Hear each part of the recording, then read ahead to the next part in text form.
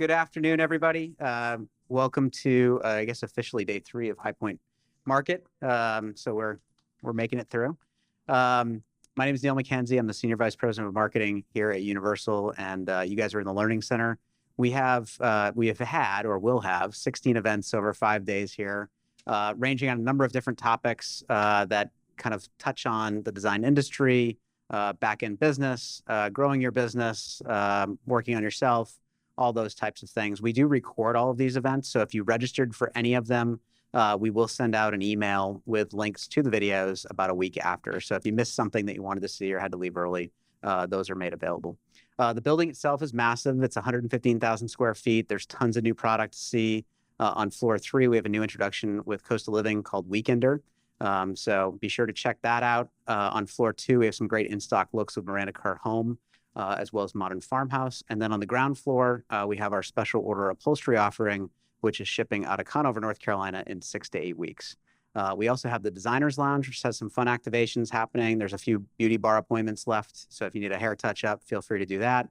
And we have a fun party this evening, actually, with Architectural Digest. So if you want to come back for a cocktail, please feel free to do so, or take a picture in the Bronco out front. So, but if you want to see any of it, just check in at the front desk, and they'll be happy to get you set up and signed in, and then you can tour to your heart's delight. So, really excited about having Jenna Christensen here. Jenna and I have gone back now a while. Yes. But Jenna is obviously it just provides tremendous perspective, I think, on kind of business coaching, specifying in the design industry.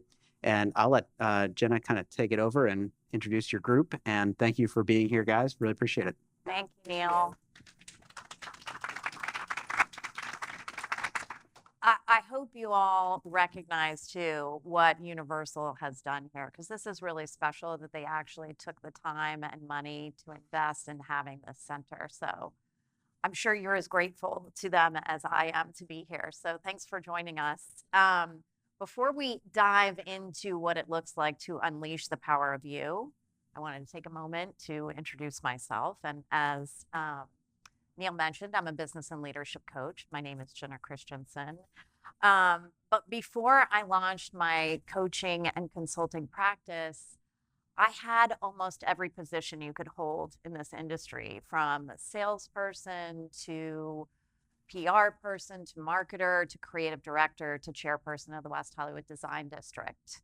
And there's one thing that has remained constant in me through every pivot and shift in my career, and that is my love for creatives like you, my appreciation for creatives like you. I am so inspired by the way that you see the world and the work you do, and there is nothing that I enjoy more than supporting people like you in unleashing your potential on the world, because we certainly know we need more creativity out there. And this is why we're here today. And I feel extremely fortunate to be joined by these two creative powerhouses, Sarah Storms and Kelly Varig. And I would love it if you both would just take a moment to tell everyone here a little bit about your business, how long you've been doing this, and where you're located in the country. Hi, I'm Sarah Storms. I am located in Maplewood, New Jersey, which is about 15 miles outside of New York. I have been in design for about 20 years, but had a career pivot 2 years ago. I went to school for interior design, pivoted into fashion, and was in luxury fashion for almost 20 years, the last 14 being at Ralph Lauren. I only did luxury apparel there, and so I started a women's black label and then transitioned into runway. And then the last part of my career there, I was in charge of men's purple label knits and sweaters. And so I did all color development, product development, textiles, international, travel, mills, the whole 9 yards. So my love of color and textiles definitely translates into this business. And then, like everybody else, COVID happened and life pivoted, and my entire job went to Italy for 4 other people to do. And I was fortunate enough to have a safety net to actually try to do what I really wanted to do, which is be an interior designer. And so now, 2 years later, I am doing that and very happy and kind of figuring it all out. So.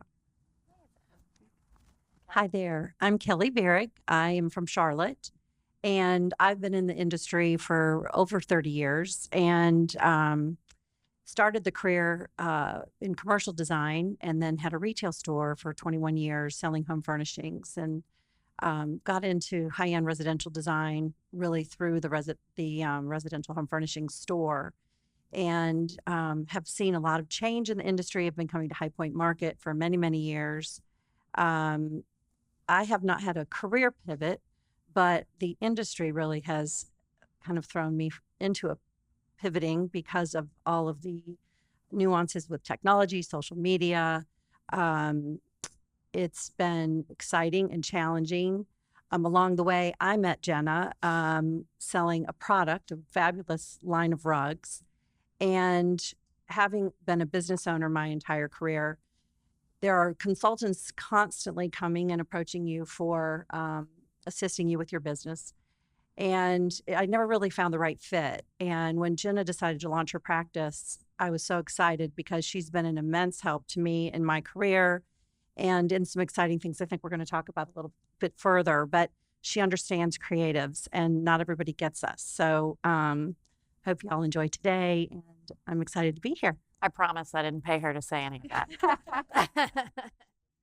Okay, wait, let's see. How do I now get my presentation to start? Let's see. Oh, there we go. It's Okay, the there technology. we go. Sorry. Yes, this one works differently than the other one I did earlier. Okay, so what does it mean to unleash the power of you?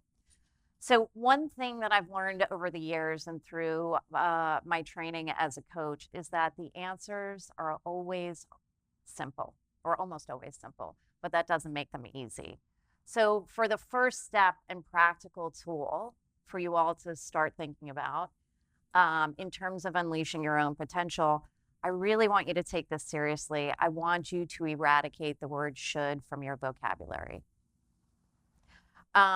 This word should puts us into a victim mentality.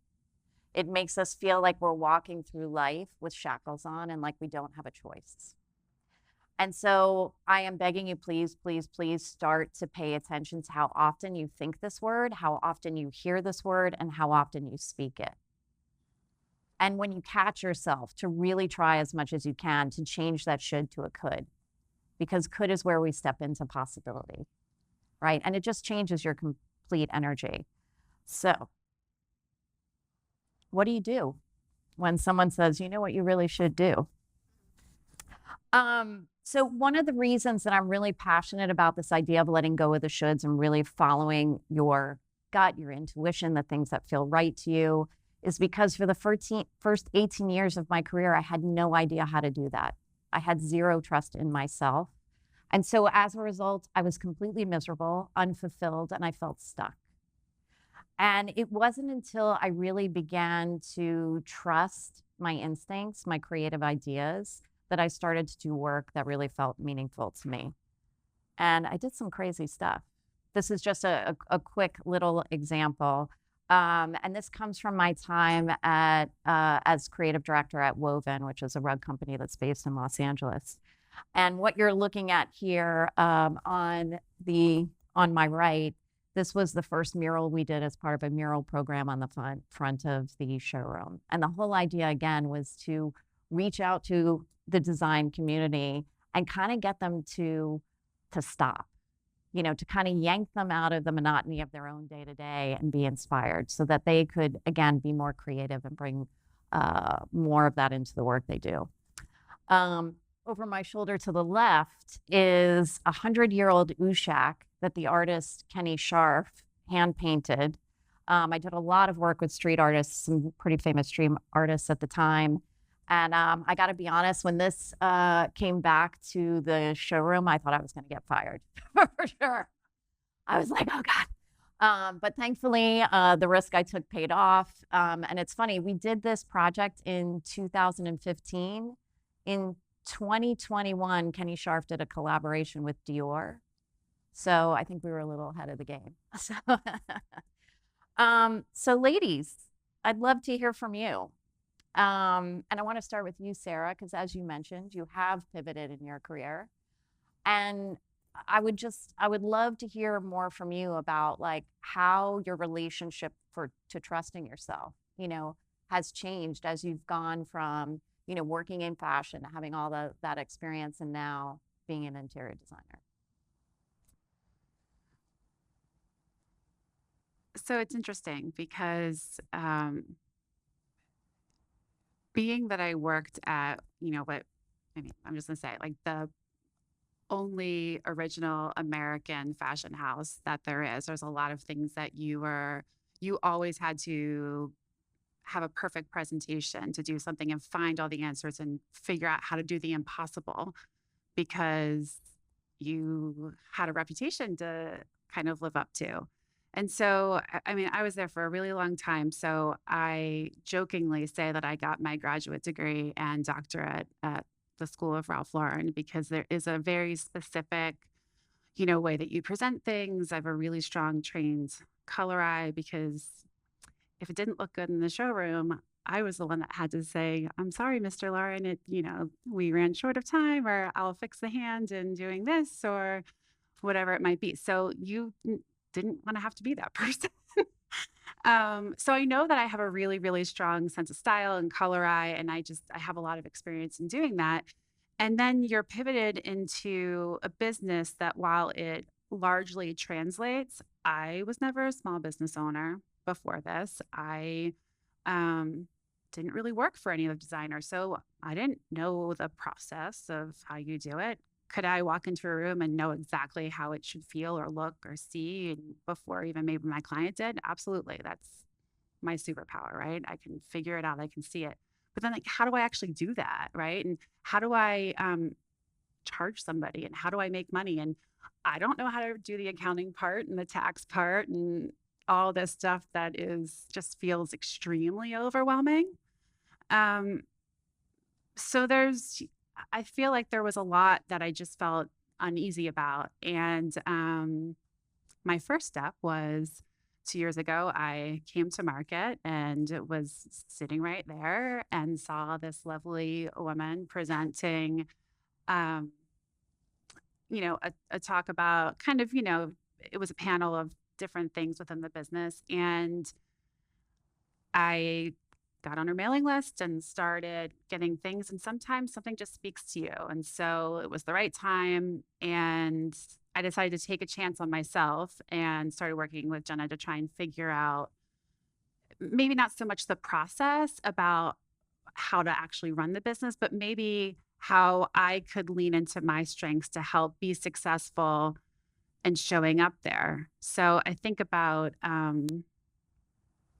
it's always a process, right? And I think I can finally say 2 years into it, I don't feel like an imposter anymore, which is a huge win. So, yeah, I'm rambling. Can I add on to what you said? Is it because obviously we have worked together and we do work together. And one of the things I think is really common for people, especially when they pivot in their career, is they kind of forget their success and what they were good at and all those things. And they just see the new path in front of them. Right. And so I think a lot of our work together in the beginning was really about remembering, oh no, I do know how to do this. Oh no, you can do a presentation probably better than most people because of the training you've had, at Ralph Lauren. So it was really going back to and tapping into, you're not starting over. This is not, it's not the beginning of something. As you said, it's something that's always existed. Like you started going to design school. It's been in your blood. You've been a part of design, just not in the home until now. Yeah. So a lot of it was about like coming back so you can trust yourself. Right. Yeah. So Kelly, so as you heard, Kelly and I have worked together too. So of course I know a little bit about how she works and the projects that she's worked on. And one of your more recent projects in the last couple of years was one that is still like mind blowing to me because it was for Lending Tree's headquarter office in Charlotte, right? And it really pushed the boundaries of what like office could look and feel like. Right. So could you Yes. could you tell us a little bit about that and how trusting yourself kind of worked its way through that process for you? Absolutely. So for me, this was actually kind of a probably the highlight of my career. So in going to design school and starting with a large architectural firm out in Arizona, I was primarily working on commercial office projects, and it was very architectural based. Moving to Charlotte, moving into a residential retail home furnishing store, doing the High Point Market, completely different worlds. The two don't speak to each other. Fast forward, doing primarily residential interiors, I had the opportunity to be involved with Lending Tree's headquartered in Charlotte. It's 250,000 square feet office. It was in a brand new building in South End, which is just outside of our downtown area. It's burgeoning area. It's beautiful, vibrant. And also as an entrepreneur and business owner, branding and marketing and way back in the day when everything was direct mail and paper products. And I mean, there was no Instagram, no social media, all of these things. The experiences I had throughout my career were really just building blocks and stepping stones to this wonderful opportunity. And as I was introduced to the Lending Tree kind of situation, what was clear to me is they needed someone that could represent them and be their voice.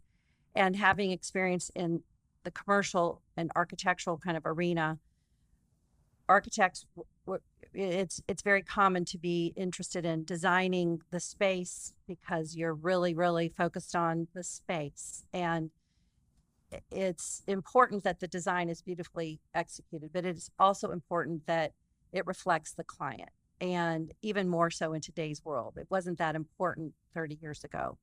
So with the new emergence of this new category, resimercial interior design, which is the combination of commercial and residential, I had the perfect background and experience in the commercial, in the residential retail end. So I had wonderful resources for product and then the residential design.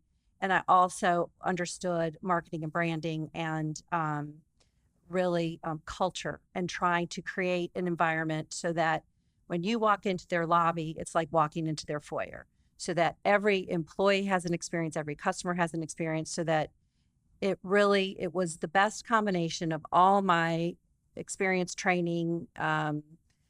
It was just kind of a dream come true. It was a wonderful project. It was very challenging, and I didn't know if when I was first asked to interview for the project, I was working with Jenna. So we had many, many conversations around how the heck do I get this project? So fast forward, it's been completed. It's won a lot of awards. It's been wonderful. And I have used a lot of North Carolina manufacturers, just really wonderful things. So I think the trust for me came in just the years of experience. And a lot of times I really do rely on my gut. I kind of do a gut check and it felt good. So that's usually a pretty good sign. Yeah, I remember at the time too, like you just had this knowing, right? About like, listen, if you are trying to attract the best talent, you're going to have a space that people want to come to. Right. And so like you really had this vision that would behoove, your client in terms of, again, the experience the people would have that were coming to work there. Yeah, that was really great. Okay. So now we're going to shift a little bit and we're going to start to talk about one of the coaching modalities that I find to be most helpful in making the switch from self-doubt to trust. And that is human design. And there are two powerful things that I've taken away from working with this tool. The first one is validation, self-validation. It's really given me the gift, and many of my clients the gift of like being truly who we are and working in a way that feels most naturally to us. The second most powerful tool is it's given me the ability to let go of judgment of others and actually accept who they are. Someone knows what I'm talking about. She must know about human design because I can see that head. Yeah. Yeah, right? Yes. So, when you can accept other people, and listen, I'm not a master at this. I hope I'm able to do it 70% of the time. But it really made me realize how often I expected others to be like me and how much friction that caused, in relationships, whether personal or business. So it really is a powerful tool. So if any of you would like to kind of follow along with us and look up your chart, you can use this Jovian archive to pull up your free chart if you'd like to do that. So Sarah, we've been working with your human design for about the past 3 months. So I just talked about a couple of things that I think that have impacted me the most about this tool. How has it impacted you? I think it's interesting because it was actually even longer ago than we talked about. I think it's almost been a year since ICFF when we first started diving into it. It was kind of this realization of everything that you knew about yourself that you thought maybe could potentially be a weakness, or you just assumed everybody else was like, and here you are. And I was learning a little bit more about, and it was almost like not an instruction manual, but this really interesting thing to say where, based on like your birth date and your, where you were born and stuff. It was just really interesting. The strengths that this design was talking about were all of the strengths that I either knew I had or could then lean into because I thought maybe they were not necessarily a good thing. Like for example, I was always nervous about being scattered in front of clients because I'm someone that gets flooded with ideas really, really fast. And so you say all these different things when you're in a meeting and then you're like, oh my goodness, what happens if I come back? And they're like, oh, but you had said this one thing. And you're like, oh, well, changed my mind or whatever. And so then I'm like, oh, I'm always worried about being scattered. But really kind of it flipped around saying, I know that I get flooded with ideas. And so it's something that I can almost prep with, I guess, hypothetically saying like, oh, you walk into a space and you're like, oh, I have all of these great ideas. We could do this, we could do that. And you can kind of use it as like a barometer check on where they are. And so I think that what has really been interesting for me is to understand what my strengths are or things as perceived weaknesses to really lean into to kind of develop that relationship. Yeah, well, I remember having this exact conversation. And one of the things we talked about is like, again, this is about working with how you most naturally occur in the world, what comes most naturally to you. And so we talked about like a way to communicate with your clients and tell them this, because you want to be able to step into those strengths and speak those intuitions that come to you as you're walking through a space, but also not be married to them. So just having the language to be able to communicate with your client that, hey, I'm going to put out a lot of ideas. Doesn't mean we're going to go forward with all of them, but I'm just going to share them with you as they come. Yeah, it's part of my process. The other thing you said to me that I will never forget, and I thought this was great, I think I put it somewhere on my website, is that the things that I shared with you about your design were things that you always knew about yourself, but you couldn't put words to. Okay, so for our purposes today, we are going to talk very high level about design, human design, and we're going to be focusing on type, strategy, and authority. If we have time, we'll get to open centers. I'm not sure that we will, but we're definitely going to be talking about type, strategy, and authority. And if any of you are looking up your type, there are actually 5 types: generators, manifesting generators, projectors, manifestors, and reflectors. We're going to mostly talk about generators and manifesting generators today, unless you know your type. I'm going to talk to you tomorrow at 4. I'm a 60%. Oh, yes. Okay, great. Is anyone else here familiar with human design at all? Have you heard of it before? And what's your type? Do you know? Okay. Yeah. Okay, cool. Yeah. So we're going to focus on generators and manifesting generators. They make up 70% of the population. So you have a 70% chance of being one of those. So that's going to be our focus today. And I'm going to show you actually what a chart looks like. So when you look it up, you know, whoopsie, come on back.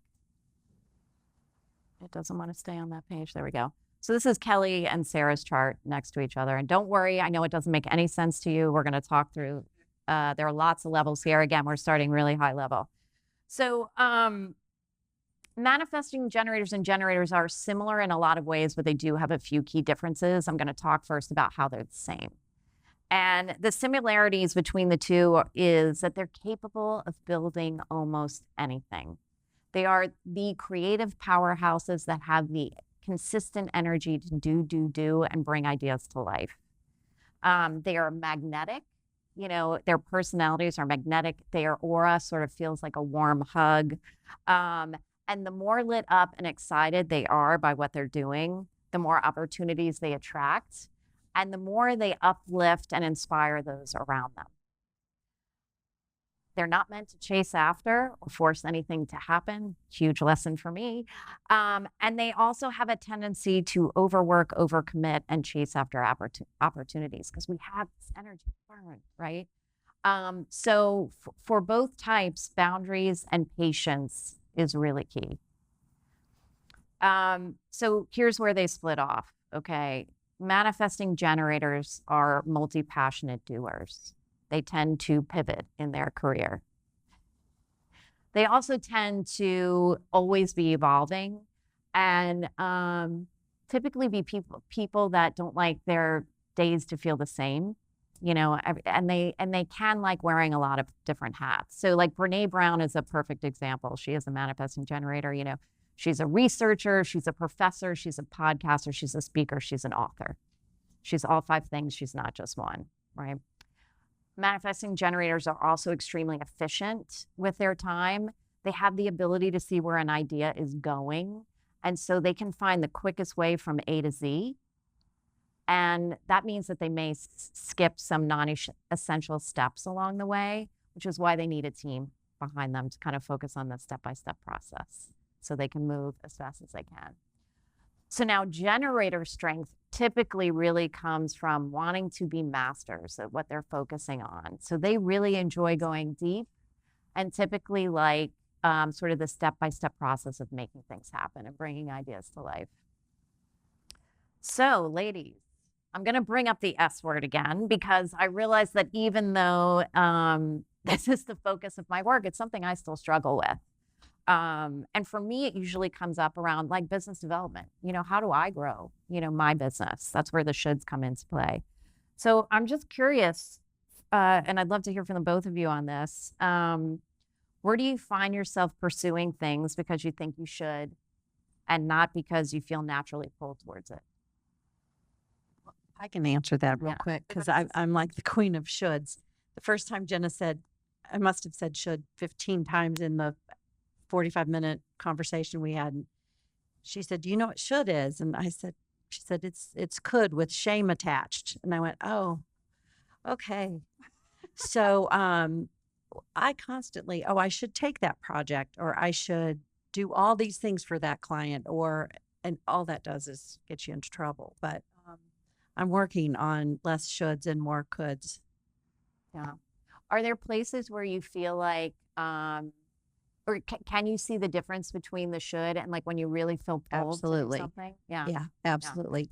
And just quickly, she's done a brief little human design kind of synopsis with me. And the minute she identified my type, it was everything I already knew, but because she's validating it, because she's putting words behind it, it clarifies so much for you, you know, just in regards to just my energy levels at work and burnout and this, that, and the other. So it's a very cool concept. Sarah, do you have anything you want to share? Yes, I would think my biggest quote unquote should is I really should post on Instagram. I really should try and figure out how to get more followers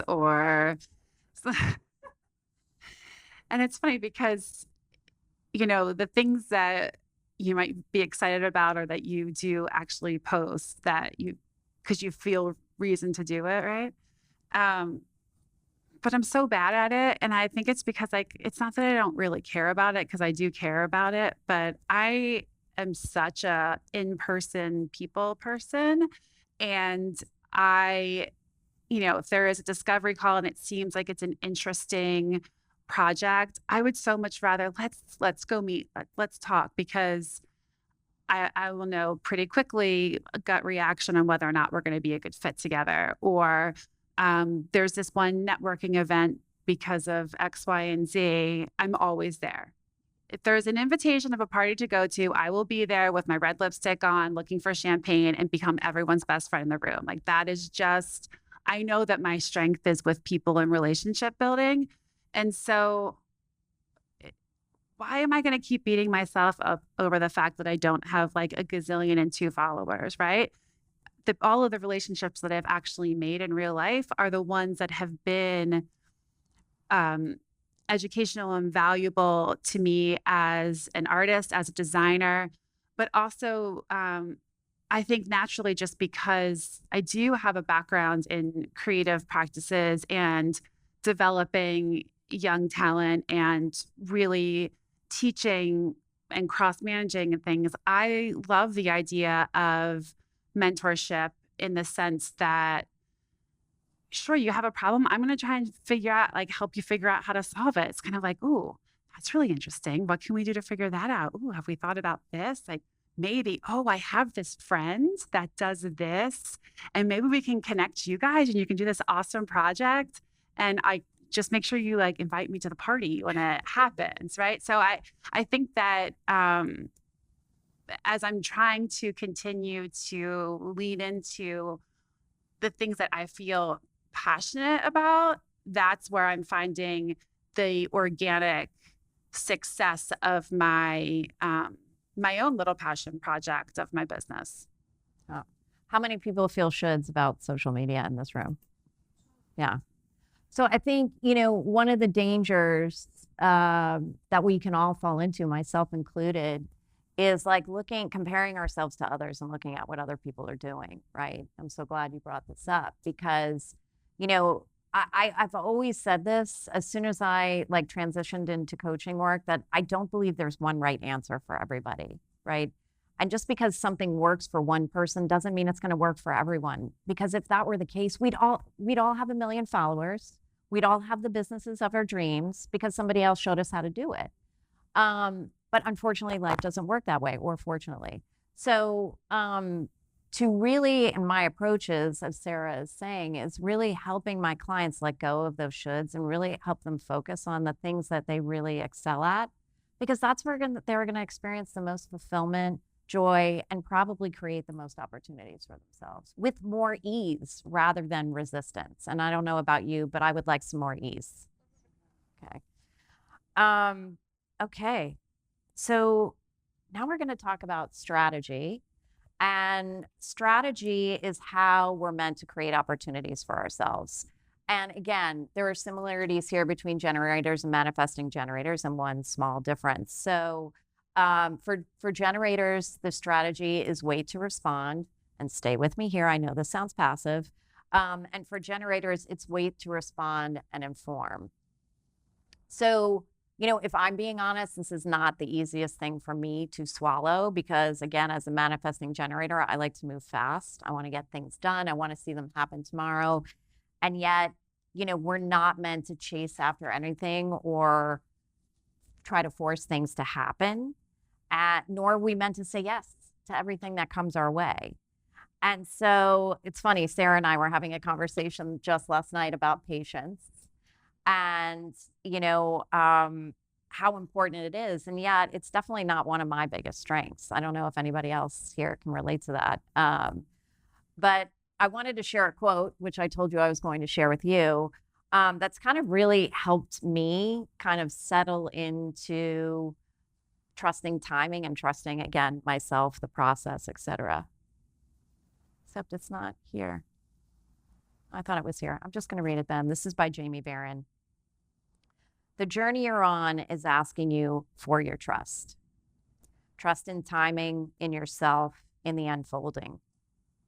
Embrace that you're not meant to know the whole plan. Embrace the surprises and detours. Maybe the detour you're fighting against is about to open up a whole new world for you. Maybe the timing you can't trust is going to bring you exactly what you desire when you're most ready to receive it. There's so much more here that cannot be rationalized. So I'm definitely going to read this every day for the next 2 months to kind of remind myself, yes. Jamie Varon. Varon. Yeah. So I realize that, like I said before, waiting to respond sounds passive, but it's really not. You know, the key to waiting to respond is to prioritize your satisfaction. Because as generators and manifesting generators, we have this natural magnetic energy. You know, the more inspired, the more satisfied, the more lit up we are by what we're doing, the more magnetic we become. So the more opportunities we draw towards us. And so I wanted to talk about this for a moment because I think this is really challenging for most people to do, to actually prioritize their own satisfaction, you know, as small business owners, as creatives. And I think, quite frankly, it's difficult for women. Because I know so many people want things from us, whether it's our clients, kids, spouse, whatever.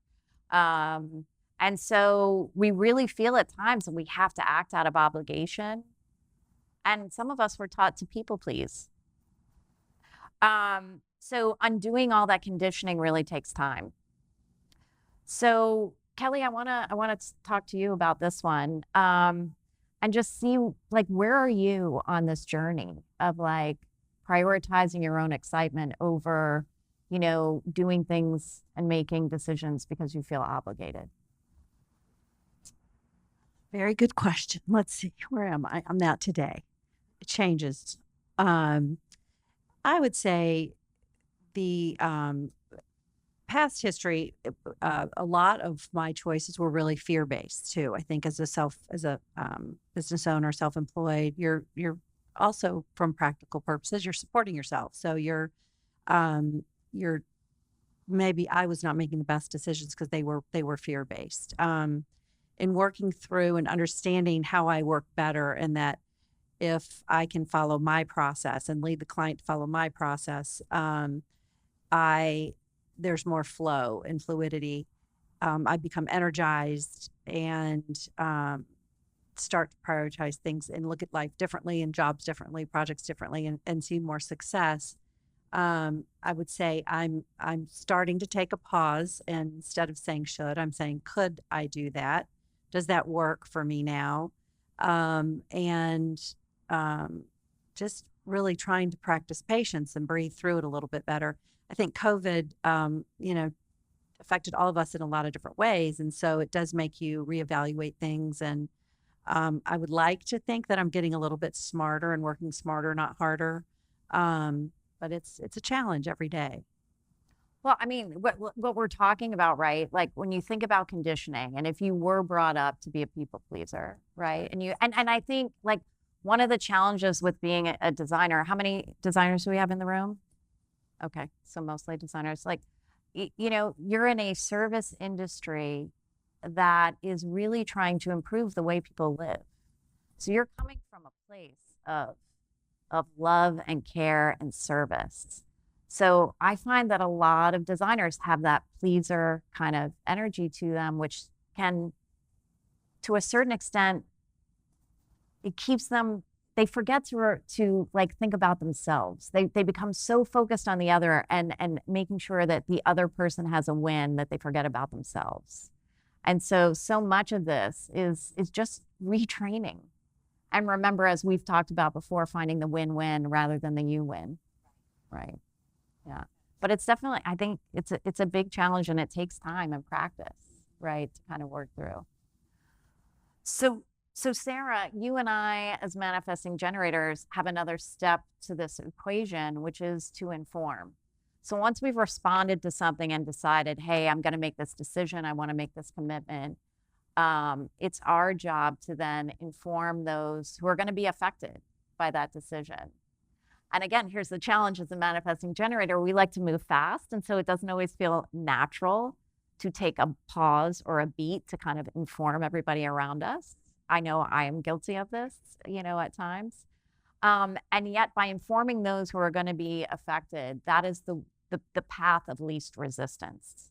If we're not informing, we meet resistance. So I'm just wondering, what have you noticed yourself about the difference between when you do keep people in the loop and when you don't? And maybe this comes from even some of your past experience, past worst experience. So I think, like we had said, that this business really is a service industry business. It's a luxury service business where not everybody can hire a designer. So that also comes with a level of trust, but also your clients really want to make sure that, not that they're just like getting the value from what it is, but they kind of want to make sure that things are moving along. And what I have learned is, and it really does go back to like my old Ralph days, was, I'm going, if someone asks something and you're not sure you can do it, I'm not sure, let me get back to you, but I'm going to do everything in my power to make that happen, or let me see if I can research and figure out that answer. And then, because I'm a big like color and textile nerd, then I go down this like whole rabbit hole of it and come back and you're like, wow, so sorry that the lacquer didn't come out exactly the way you wanted. After I've researched and I've talked to this person and this person, it turns out the base was defective and we had to get this. And so now it's under this whole process and I go through all of the scientific reasonings. And it's probably to a point in which sometimes people might glaze over, but I have found that if I say the reason why something could, should, or wouldn't might happen, and then give a little bit of context around it, not only do they feel better about it, but it also then still puts me in the position of being the expert. Yeah, I was going to say authority, but that's not really right. But being like, you're still standing in the position of being an expert. Because really, why is someone hiring you? Whether they can see it or not, they need an expert of somebody who can help curate the vision, right? And so you don't really want to give away that power when they are, trying to figure out why, or you're not necessarily communicating. So then they feel like maybe something's not happening. So maybe that's when they like try to shop you or whatever it might be. But it's like, if you are holding control of the situation and letting them know that you are managing their project and keeping their feelings in consideration, I have found that then people are like, oh, great, thanks. I'm so glad you're going to, fix the bubble in my lacquer, as opposed to being like, oh man, there's something totally wrong with this. And you don't know what you're doing. And you don't know what you're doing. Right. And yeah. No, I definitely recommend for MGs to like be the designer that emails, whether it's on a weekly or a biweekly or monthly basis, of like, this is what's happening. This is what's coming down the pike. Because I find that when there isn't that communication, and I know there's so much that goes on behind the scenes that the clients just cannot get their head wrapped around, right? And so just keeping them in the loop is going to create less resistance for you, right? If they don't really know and they don't really see what's happening and they're not getting updates on sort of a regular basis, they start to get nervous, right? They start to shop on their own, right? They start to, question the invoices that are coming through. And so, especially with manifesting generators, really important to keep, people in the loop. Yeah, absolutely. Okay, now we're going to talk about authority, which is all about how we're meant to make decisions. And the three of us share the same decision-making authority, which on some softwares, I think on Jovian Archive, it's called emotional solar plexus. I like to call it wait for clarity. Because we are people that actually need to sleep on decisions. We're not meant to make decisions right in the moment. We're not meant to make decisions on an emotional high or an emotional low. And we're meant to really feel through a decision, not think through it. Because our brains are super powerful and they're great for a lot of things. Research, analyzing things, bringing ideas, thinking of ideas. But they can talk us in or out of anything, our brains, right? And so what is really important for us is to feel our way through a decision and really listen to our gut, but it's our gut response over time. So I know for myself, and again, this is really super challenging for me. It's probably the most annoying thing to me about my design because I naturally am feel like I have a lot of momentum behind me. And so it's hard for me to slow down. I love checking stuff off a list. So to have to wait a day to make a decision, but I do find when I wait, boy, am I happier. Boy, do I waste less time.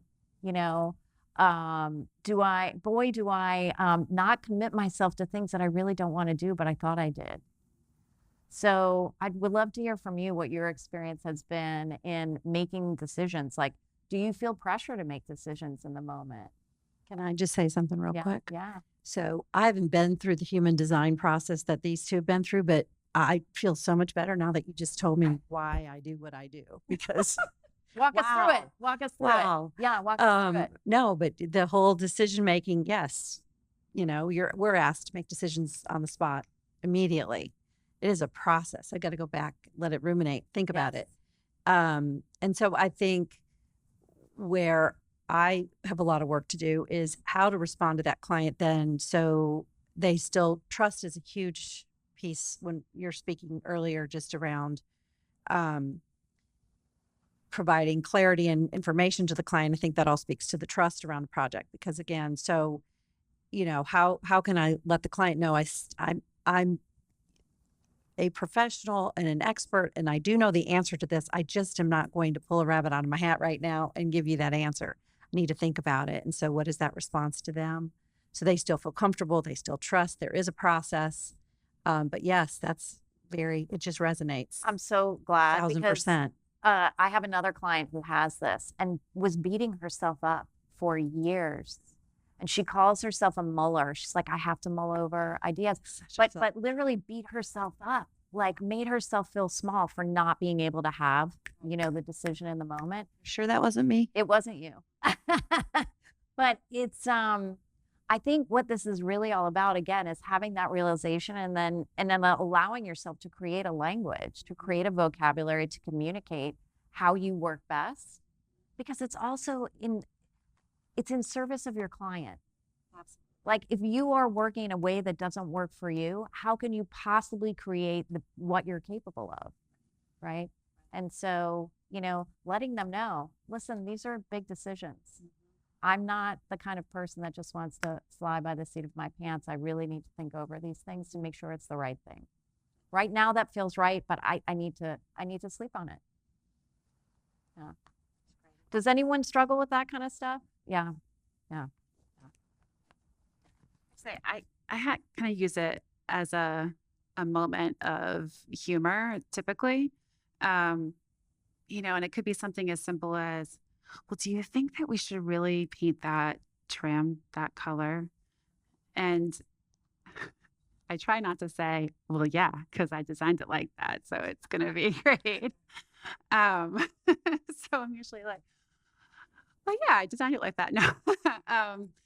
It's usually like, well, you know what? I'm not 100% sure yet. I want to really make sure that there's a cohesion that kind of flows throughout the house or the project. So I'm going to think about it and get back to you when I'm, back here next week doing whatever it might be. And they're like, oh yeah, yeah. And I was like, I really just want to make sure it's right for you. And so I guess thinking about the emotional connection and making sure that you're, they feel the care and the trust. I think that after they've even gotten to know me a little bit too, or know that we can joke about it. It also just builds the relationship too of our trust level, that I'm not just flippantly saying yes or no and then, trying to make something work that's not going to. Yeah. And by the way, all of this is marketing, because marketing is packaging, right? And anything can be packaged in a way that benefits you, right? So just like I said earlier, I had this client who looked at her needing to mull things over as a negative.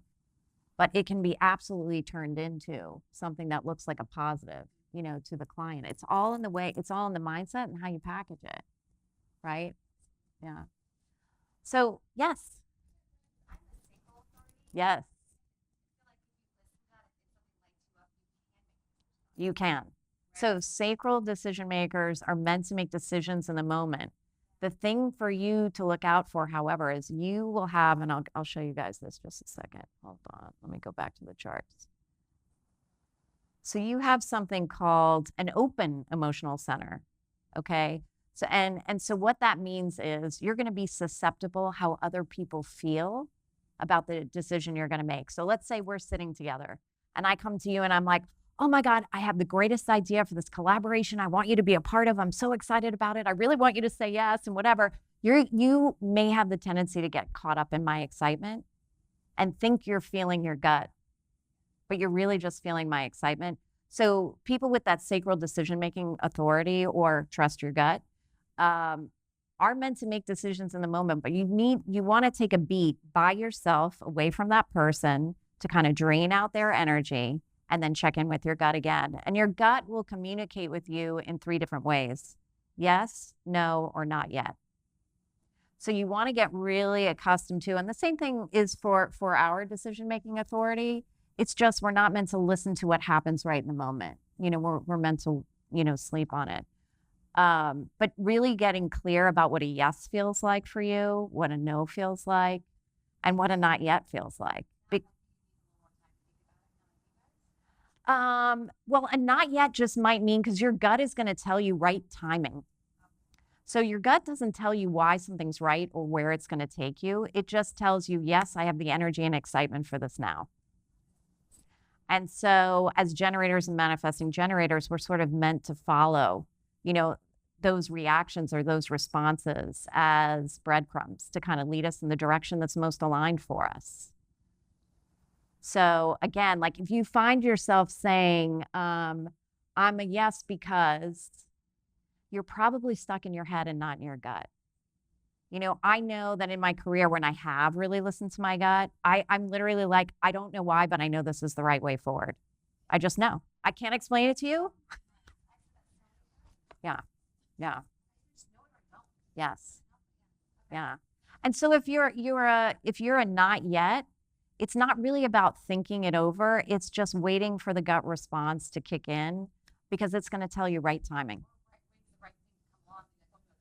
Yeah. So this is also why it's really important to have really strong boundaries too as a generator and manifesting generator, because we do have that sustainable energy if we are lit up by what we're doing, that, and people can sense that. So they will ask us to do a lot of things for them. And if we crowd our schedule too much and overcommit, we don't leave space for the things that we really want. Right? So making sure, again, we're not making decisions out of fear, like, oh my God, what if another opportunity never comes? I really don't want this, but if I say no, like what if nothing else comes and I got to pay my bills and so it is this balance. And I think that the best thing for those of you who have either of these authorities is to really start with like the small decisions. If you're not really sure what a yes or no feels like for you, like start with small decisions. Like, do I feel like Chinese food for lunch? Yes or no? Do I want to go on a walk or a drive?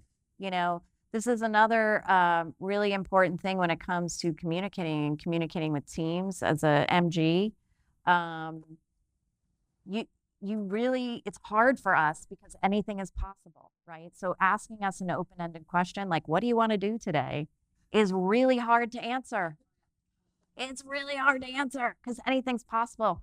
So, and even if you have an employee or a team member that comes to you and says, what do you want to do about this issue? What I want you to get used to saying to that person is, I want you to give me some options, because you need something specific to respond to. And it will help you more quickly get to a solution, even if you don't like the solutions your employee or team member is presenting. Does that make sense to everybody? Because I think this is really important. Yes. It's a great training tool, right? Because I listen, I work with, again, a lot of small business owners, and And one of the biggest complaints I hear is they just throw everything back on my desk. And so it's like, I mean, I very much see it, and I mean this with the fullest respect for all of the moms out there. They are like kids. They're trying to see what they can get away with. And if they don't have to take on the responsibility, they won't. But it's up to you as the mama bear in the company to sort of train them so that, you know, they can start to make those decisions and really sort of help you grow and take some of the leadership load off of you too. Yeah. Do we have any other questions? Yeah. And it might be helpful for people who aren't familiar with it. Yes. So because I'm a projector. Yes. And I've been conditioned to believe that I'm a manifesting generator. Yes. I'm all kinds of jacked up. Yes. Now trying to Yes. present myself Yes. for the next half of my life. Yes. How do you retrain yourself? in Yes. that piece, and why is it important? Yes. Okay. So I'll tell everybody a little bit about projectors in case there are any others in the room. And what you're speaking of is so very common. So many projectors operate like generators and manifesting generators because they've been taught to. You know, we've been taught, like, think about the way we work in the United States. It's all about, there's more value seen in, oh, I'm so busy and I'm working 80 hours this week. And like, that's seen as a badge of honor rather than, oh, I got done in 4 hours, what most people it takes 3 days to do, which is the gift of a projector. They get more done in 4 hours than most people do in 3 days. And so their gifts are very different. And the reason they're able to be so efficient is that their energy ebbs and flows, right? You're not meant to go, go, go. Yeah. It's susceptible to burnout. You know, I mean, we are as well, but we can kind of sustain through the shoulds longer because we just have that extra battery power. Yes. Yes. So like for you, it's really important to schedule and rest throughout your day, right? Even if it's just for 5 minutes, just taking a 5-minute break by yourself, because you're really sensitive to other people's energy. You're also really sensitive to other people's energy and their attitude towards work. So it's really important for you to be surrounded by people who are excited about what they're doing because you're going to take on whatever they feel. And you are like, projectors are the natural leaders, you know, and the natural teachers. And where manifesting generators and generators, their aura feels more like a warm hug. For projectors, it's piercing. Like you see into people. And the thing that makes you a natural leader is you also have like a natural gift for being able to direct people on how to best use their energy and work towards the goal. That changed my life when I found that out. Yeah. Yeah. I'm great at educating. She was a prior client of mine in my last career. Oh, wow. The first thing she said, I'm probably going to tell you too much. I'm just going to explain what I'm doing so that like you feel okay. And if I overstep, just tell me to be quiet. Like you either want to know what I'm doing or you don't. It's going to help you when you leave here Yeah. until I see you again. Yeah. And it's just Yeah. So, I mean, it's funny because projectors only make up about 20% of the population. And like I said, manifesting generators and generators are 70%. And yet I have 3 projector clients. Like it's more than a 20% like divide, I feel like in the clients that I have. So there is something to that. And I think one of the also strengths for you to think about when working with clients and even team members is people really benefit from one-on-one time with you. Because again, that piercing energy, and I think you were a projector back there too, that piercing energy really makes people feel seen and heard. So think about how valuable that is.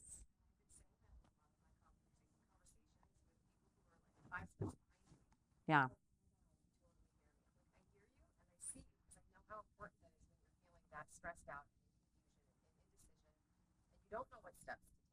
I've already taken these steps, figured them out, so let me help you. Yeah. And it's like I've never felt better. Amazing. I never saw myself as an educator. Yeah. Never. I've done product. But you knew it once you heard it, right? Yes, Is that the thing? Yeah. This You is knew why it once I you heard learn it. information. I need to learn it and then spit back out Yeah. and help everybody else. Yeah.